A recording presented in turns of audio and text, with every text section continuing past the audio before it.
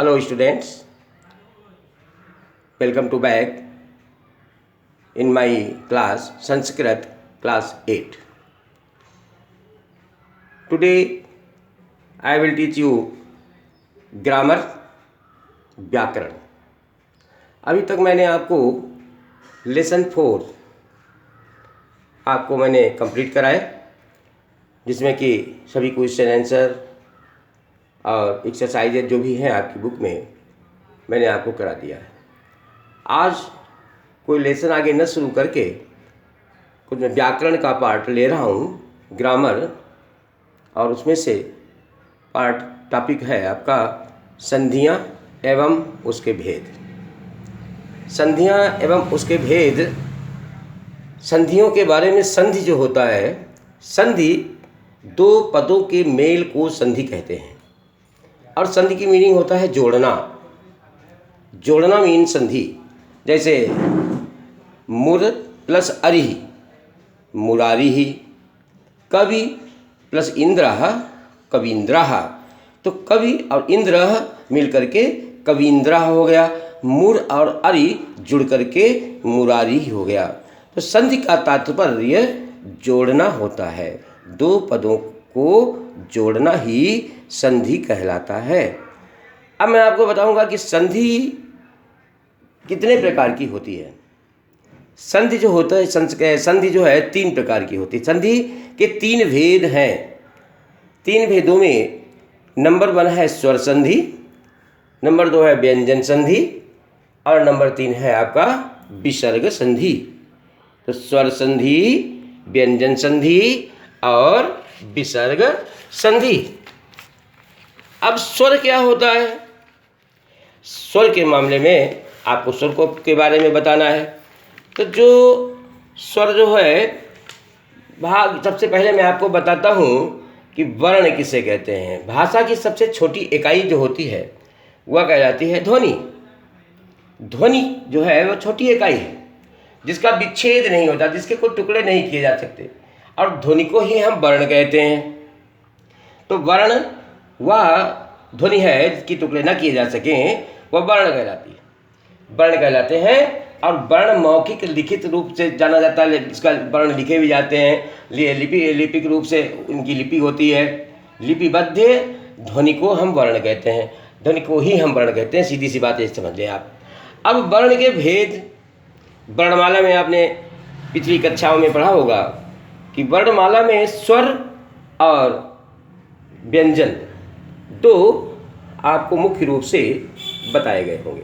तो वही स्वर जो होता है, स्वर का मतलब होता है कि स्वर जो मैंने बताया कि जो हम इकाई हमारे ध्वनि के द्वारा जो ऐसा स्वर वो होता है कि जो बिना जिन वर्णों के उच्चारण में वायु मुख गुहा से बिना किसी रुकावट के निकलती है, उसे हम स्वर कहते हैं।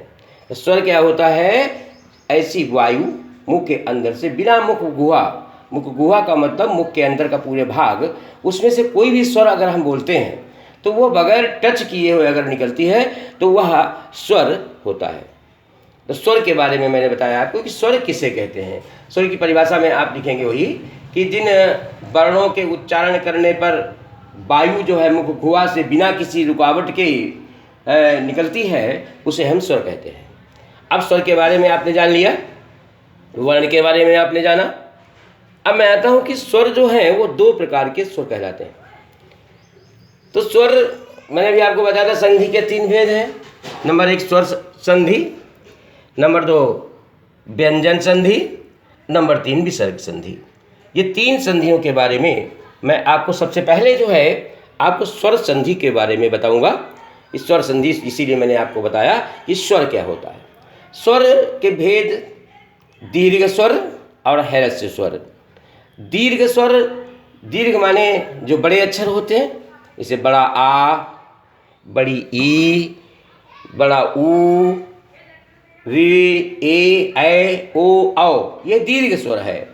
और छोटे वाले स्वर जो होते हैं, मूल स्वर जिनको हम बोलते हैं, आ, ई, ऊ, ऋ, लृ, ये मूल स्वर कहलाते हैं। मूल स्वर मैंने क्या कौन से बताया आपको? मूल स्वर। स्वर के भेद में आप लिखेंगे स्वर के भेद में सबसे पहला है मूल स्वर, और मूल स्वर में ये अक्षर आते हैं छोटा आ, ई, ऊ, और जिसे आप पढ़ते हो री, ये कमा लगा दें, और एक होता है ली। ये आपके मूल स्वर कहलाते हैं। ये 5 जो है ये आपके मूल स्वर हैं, आ, ई, ऊ, री, र। और इसके बाद में दूसरा होता है स्वर दीर्घ स्वर होते हैं, जिनको मैंने अभी आपको बताया था।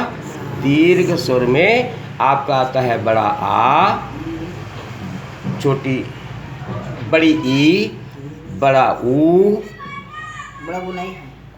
बड़ा ऊ, और ऊ या बड़ा ऊ नहीं है तो ऊ ही रखेंगे, ऊ, री, और ए,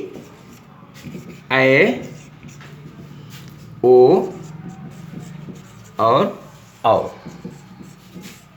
ये दीर्घ स्वर कहलाते हैं। तो मूल स्वर और दीर्घ स्वर के बारे में मैंने आपको बताया। अब ये सब मिला करके देखिए, आपके सब मूल स्वर और ये दीर्घ स्वर मिला करके ये स्वर संस्कृत में होते हैं। सभी 13 स्वर कहलाते हैं। संस्कृत में स्वर 13, ये संख्या स्वरों की संख्या होती है। संस्कृत में स्वर जो होते हैं वो 13 होते हैं, जिसमें कि मूल 5 हैं और 8 जो है ये 8 दीर्घ स्वर कहलाते हैं, जो मैंने आपको बोर्ड पे बताया। तो ये स्वर के बारे में बताया। अब मूल स्वर को ही हम ह्रस्व स्वर भी बोलते हैं। मूल स्वर जो है ये कहलाते हैं ह्रस्व स्वर। ये मैं उसकी स्पेलिंग लिख रहा हूँ ह्रस्व की, ये आप देख लें, ह्रस्व स्वर। ह्रस्व स्वर, ह्रस्व स्वर जो है ये हम लघु स्वर बोलते हैं, या मूल स्वर को हम ह्रस्व स्वर भी बोलते हैं। ह्रस्व स्वर और दीर्घ स्वर, ये 2 प्रकार के स्वर बताए गए हैं संस्कृत में। कुल मिलाकर के ये 13 आपके संस्कृत के स्वर कहलाते हैं। तो मैं बता रहा था स्वर संधि के बारे में। स्वर एवं वर्ण के मेल को स्वर संधि कहते हैं। मैंने स्वर बताया किसे कहते हैं, वर्ण बताया किसे कहते हैं। तो स्वर एवं वर्ण के मेल को हम स्वर संधि कहते हैं। अब स्वर संधि के भेद कितने होते हैं? स्वर संधि के भेद 5 भेद होते हैं, 5 पार्ट्स ऑफ संधि, स्वर संधि। तो ये कौन कौन से पार्ट होते हैं? नंबर 1 है इसका दीर्घ संधि, नंबर 2 है यण संधि, नंबर 3 है गुण संधि, और नंबर 4 है वृद्धि संधि, और नंबर 5 है आपका अयादि संधि। तो ये स्वर संधि के भेद 5 स्वर संधि के होते हैं। मैं पहले आपको मैं स्वर संधि के बारे में मैं बता रहा हूँ। और स्वर संधि में भी सबसे पहले मैं आपको दीर्घ संधि के बारे में बताऊँगा। दीर्घ संधि और यण संधि के बारे में मैं आपको इस वीडियो में बताऊँगा। आगे नेक्स्ट टाइम पे नेक्स्ट वीक का जो मेरा होगा संस्कृत आपके सब्जेक्ट का, उसमें आगे मैं डिस्कस करूँगा। तो मैं बताऊँगा आपको दीर्घ। तो मैं बता रहा था कि दीर्घ संधि में सबसे पहले बताऊँ आपको स्वर संधि का पहला दीर्घ संधि। दीर्घ संधि को अकाह सवर्णे दीर्घा संस्कृत में कहते हैं। अकाह सवर्णे दीर्घा। तो दीर्घ संधि में इसकी क्या है, इसका सिद्धांत, जब आ ई ऊ ऋ ह्रस्व, ह्रस्व माने छोटा, जब छोटा आ ई ऊ और ऋ ह्रस्व या दीर्घ हो, चाहे छोटा हो, छोटा बड़ा ये, और चाहे दीर्घ वाला हो, क्रमशः दीर्घ का क्रमशः समान वर्ण, उसी जैसा समान वर्ण एक जैसा, जैसे छोटा आ है तो बड़ा आ है, बड़ा छोटा आ, इस प्रकार से समान वर्ण अगर है तो ह्रस्व जो है दीर्घ, ह्रस्व या दीर्घ से चाहे बड़ा हो मिलने पर ही दीर्घ वर्ण हो जाता है, दीर्घ वर्ण हो जाता है। जैसे कि यथा, जैसे कि मैंने आपके उदाहरण में दिया है धन प्लस अर्थी, तो धन प्लस अर्थी मिलकर के धनार्थी हुआ, क्योंकि धन ना में जो है ना हलंत होता है, और जब कोई भी वर्ण बगैर आ के नहीं बनता, छोटा आ इसमें मिला हुआ है। तो धन में ना में छोटा आ है और अर्थी में भी छोटा आ है पहले। तो ये वाला आ और इसका वाला आ और वह दोनों ये ह्रस्व स्वर है, एक जैसे हैं, समान है। ये बढ़कर दीर्घ बन गया। दीर्घ का मतलब बड़ा आ का बड़ा आ बन जाता है। तो ये हो गया धनार्थी। ऐसे ही नंबर दूसरा उदाहरण विद्या। अब देखिए यहाँ पर छोटा वाला आ था पहले, अब विद्या में बड़ा है, तो बड़ा आ और ये अर्थी का छोटा आ मिलकर के बड़ा दीर्घ बन जाता है। तो दीर्घ मतलब ये इसमें विद्यार्थी या में बड़ा आ की मात्रा लगाई गई, तो ये विद्यार्थी बन गया। यानी कहे चाहे ये दोनों स्वर छोटे वाले हों, चाहे एक बड़ा हो एक छोटा स्वर हो, लेकिन वो जब मिलता है, जब जुड़ता है, तब वह बड़ा ही हो जाता है, दीर्घ ही हो जाता है। कभी प्लस इंद्रा, कभी ई है छोटी, इंद्रा में ई है, ई और ई मिलकर के कभी इंद्र में बड़ी ई की मात्रा लग गई, कभी इंद्रा। ऐसे ही भानु प्लस उदया, तो भानु ना में ऊ लगा हुआ है, छोटा ऊ है, और उदया में भी छोटा ऊ है। तो छोटा ऊ और छोटा ऊ मिलकर के ना में बड़ा ऊ की मात्रा लगा देते हैं, बड़ा ऊ हो जाता है। तो ये हो गया भानुदया। ऐसे ही मात्र प्लस ऋणम, ऋण हो गया, री है, ये छोटी री होती है, इसको छोटी री बोलते हैं। तो मात्र प्लस ऋणम, ये भी ऋण है। तो ऋण छोटी री मिल करके, ये देखो दो मैंने यहाँ पे दो लगाई हैं, इसीलिए ऋण बड़ी री बन जाती है, इसको कहेंगे मात्रणम। तो ये आपको मैंने उदाहरण सहित दीर्घ संधि के बारे में बताया, मात्र प्लस ऋणम मात्रणम। तो ये 5 उदाहरण मैंने आपको दीर्घ संधि के दिए। दीर्घ संधि जिसे हम संस्कृत में अकाह सवर्ण सवर्णे दीर्घा बोलते हैं। फिर से सुन लें आप इसे, छोटा आ, छोटी ई, छोटा ऊ और ऋण ह्रस्व हो अथवा दीर्घ हो। ह्रस्व माने छोटा या दीर्घ माने बड़ा। क्रमशः माने फिर इसके बाद में समान वर्ण, यानी उसी जैसा, चाहे बड़ा हो चाहे छोटा हो, बड़ा हो ह्रस्व हो चाहे दीर्घ हो, मिलने से वर्ण जो होता है वह दीर्घ हो जाता है, बड़ा हो जाता है। चाहे बड़ी ई हो जाए, बड़ा आ हो जाए, बड़ा ऊ हो जाए, री हो जाए, तो ये दीर्घ हो जाता है। इसीलिए इसको हम कहते हैं दीर्घ संधि, अकाह सवर्णे दीर्घः। तो ये मैंने आपको दीर्घ संधि के बारे में बताया। दूसरी संधि, स्वर संधि का दूसरा पार्ट, दूसरा भाग, दीर्घ संधि पहला था यण संधि। यण संधि को संस्कृत में हम इको यणचि भी कहते हैं, इको यणचि। और इको यणचि संधि क्या होती है? यदि ह्रस्व यानी वही छोटा वाला कोई वर्ण हो या दीर्घ, छोटी ई बड़ा छोटा ऊ ऋ ल के बाद भिन्न स्वर आए। भिन्न स्वर का मतलब अलग, वही स्वर ना हो, उसमें दीर्घ में था समान, इसमें भिन्न स्वर अगर आता है तो ई अगर आ रहा है और ऊ री तथा ल के स्थान पर अगर ई ऊ ऋ तथा ल के स्थान पर क्रमशः क्या हो जाता है? या वा रा और ला हो जाता है। जैसे कि उदाहरण में मैं समझाऊंगा, फिर से आप इसकी परिभाषा समझ लीजिए।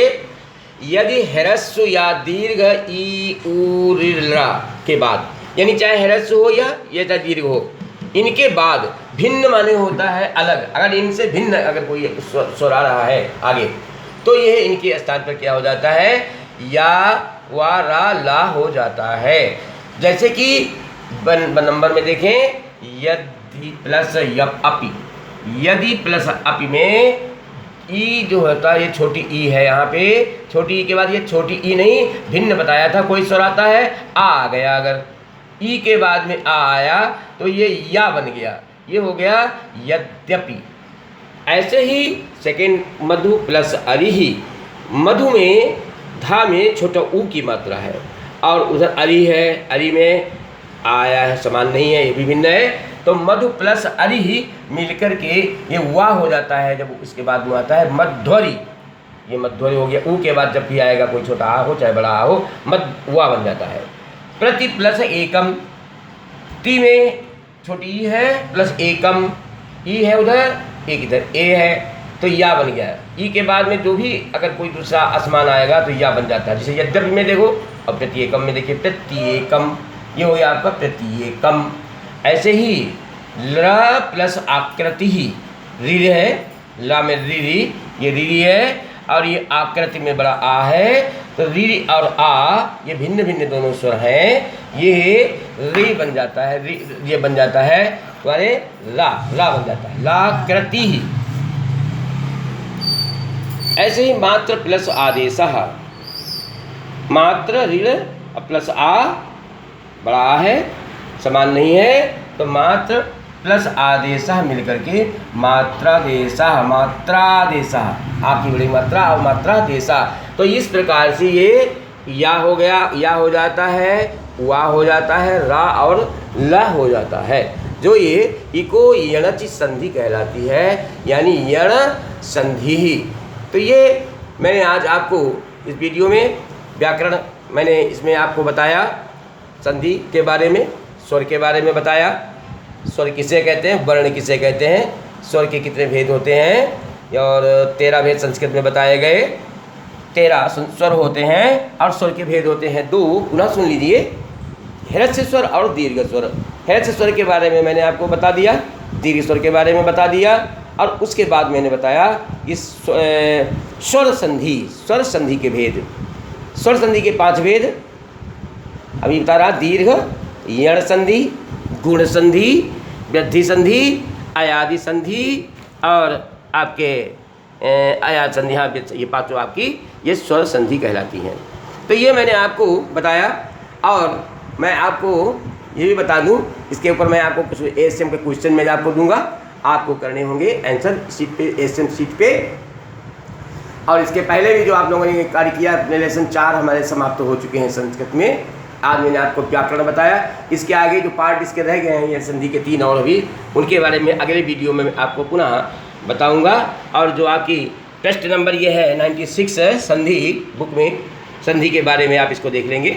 अगर कहीं पर से भी आपको यहाँ पर वो नहीं समझ में आ रहा है, तो आप इसमें स्वर संधि जो पृष्ठ संख्या नंबर 96 इसमें है, इसको आप देख करके इसको आप दोनों संधियों के बारे में पढ़ लेंगे। Thanks a lot of.